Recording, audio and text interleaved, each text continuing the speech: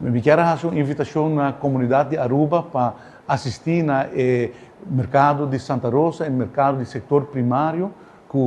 está tomando lugar já sabe, o 21 de março, de 8 horas para 10 horas de meio-dia, no terreno de Santa Rosa. Desde que vim da governação, nós trabalhamos junto com o setor primário, que estão ativo no setor primário para dar mais empurre, dar nos produtores locais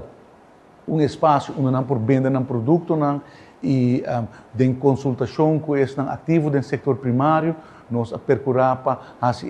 o mercado de Santa Rosa Turciman e já sabe aqui a trove lo tem o mercado de terreno de Santa Rosa, caminho com todos os produtores locais estão a produzir huevo, carne, verdura, lo bem junto para oferecer um produto na comunidade de Aruba. A invitação está para a comunidade assistir, comprar nos produtos local, produto fresco, produzir na Aruba,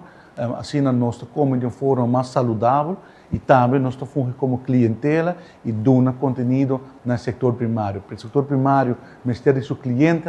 e todas as comunidades de clientes nós vamos junto,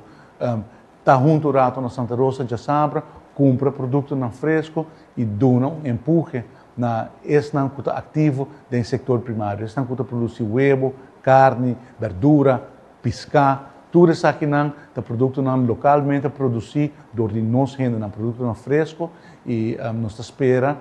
por conta com a presença da comunidade de Aruba e para assim Turciman nós sigue engrandecer o mercado de Santa Rosa e o setor primário de Aruba.